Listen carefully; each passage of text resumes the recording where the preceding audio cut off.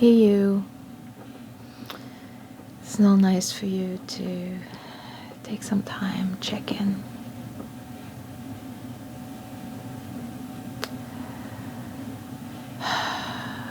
You know, we get so focused, locked on how can I make this better, how can it be, more relaxed, more centered. It's almost like you're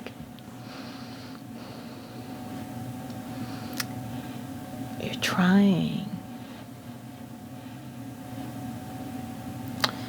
And that is the challenge now, isn't it? To do without doing. Now, we get a lot of that from the Tao. Some of the ancient writings that were passed down and translated and, mistranslated. Even the Bible, so many books that were written in one language and then get translated into another language. It changes the meaning, it changes the understanding. Also based on the person who's doing the translation. Because something that may mean multiple things to one person who has a deeper understanding of the subject, they would be translating it differently than someone who's only translating it from a surface level translation. And there was an example someone had given. They wrote a letter in English, had it translated to Spanish, and then that translation from Spanish had it translated back to English by somebody else. And the second English letter was completely different from the first English letter, just as an example. So this is where discernment through the self is so important. Does something feel true for you? Does it resonate? Because even so something may resonate with somebody else, it may not resonate for you. Whether it's where you're at in the moment, whether it's even something that you're interested in or is in alignment with your frequency, with where you're going, with where you're at, with what you want.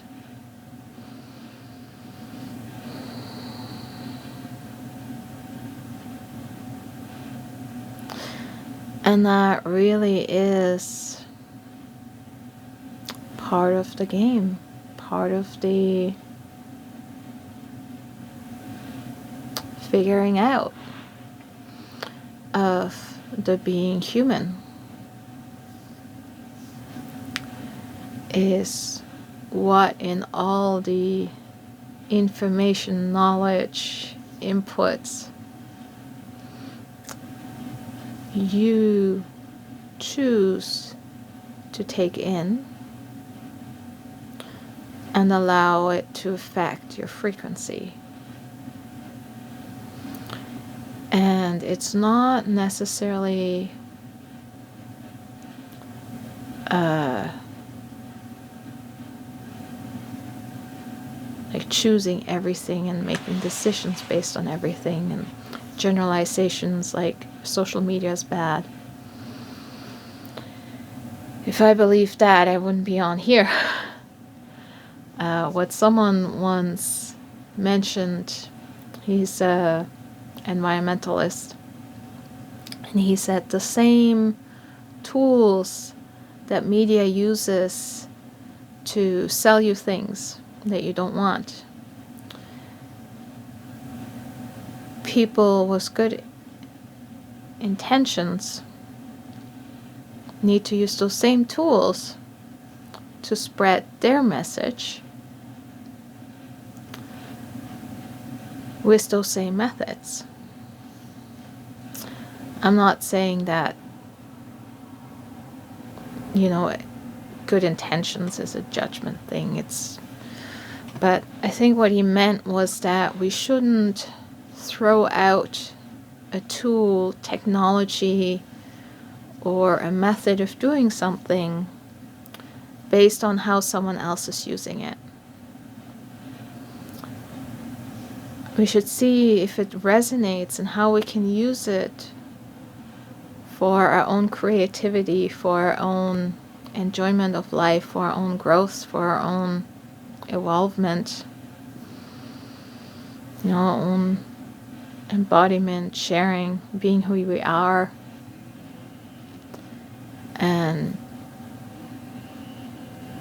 that's such a blessing of social media in that way, is that it is so much more easier to come on and start to just talk, share. I mean, I'm not doing anything fancy. I'm sitting here and I'm talking. I'm not,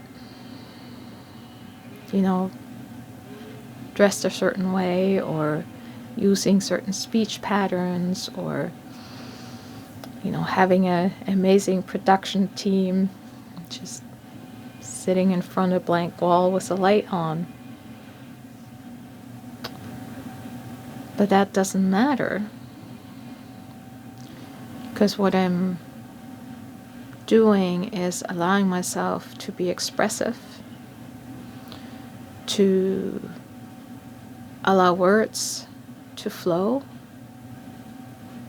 to share, to put a pearl out into the world. It doesn't matter what the pearl looks like, or where it goes, or who sees it. Because even that pearl of this conversation is already reflecting back to myself. So I'm already receiving from this conversation. And some of you will receive from this conversation.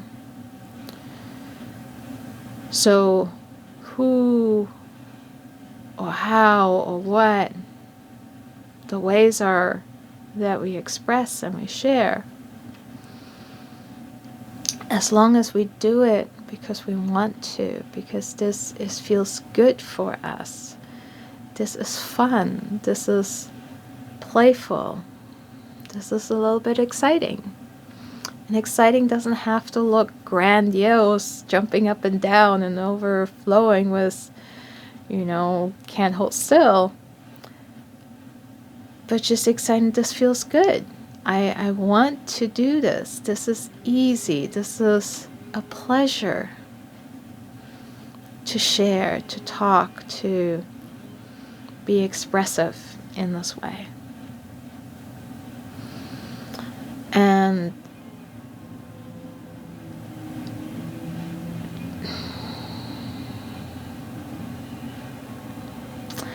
I think for myself, the hardest part about this is that there's still a little bit in my mind somewhere that says, what are you doing? How is this productive? How's this getting things done? There's definitely that mind meme in my head. When I'm imagining things, or when I doing energy work, I'm just like, I'm in my imaginary world. I'm not doing anything that you can see.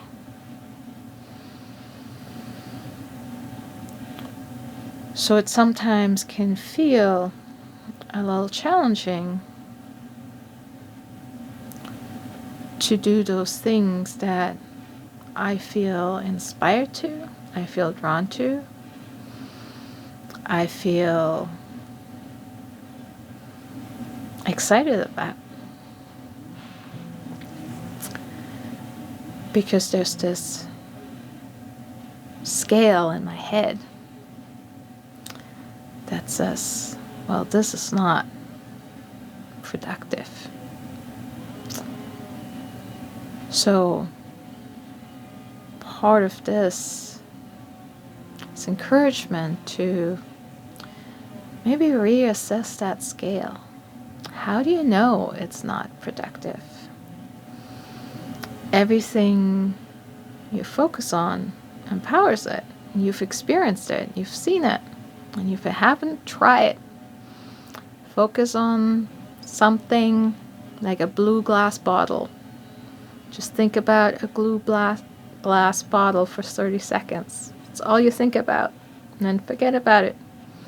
You'd be surprised how much blue glass you end up noticing in the next few days, week.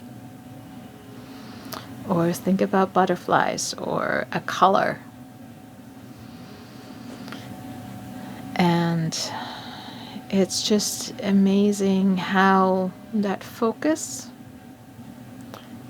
makes things stand out more, makes things be noticed more, makes them appear in your reality.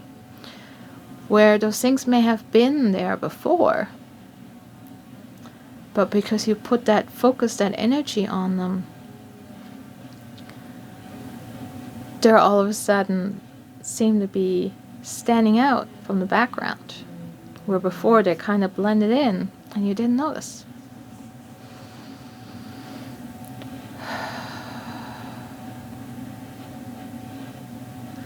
So I think for today, that is part of my exploration, is how can I change my focus on what's important? How can I change? And it's not even like I have to change, but more like refocusing my attention on the experience, the feeling of a process versus the end result. How much can I get done in how short a period of time? That's part of the old training I know I and many of you have received, is to be as productive in a shorter period of time, because we get paid by the hour.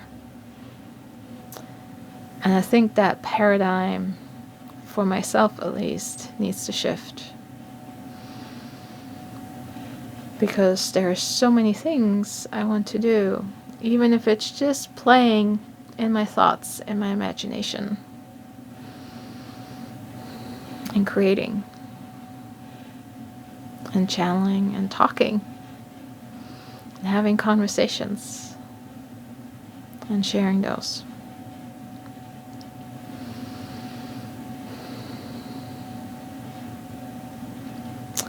So with that, I wish you all a wonderful you moment. We love you all. We'll see you soon. Bye for now.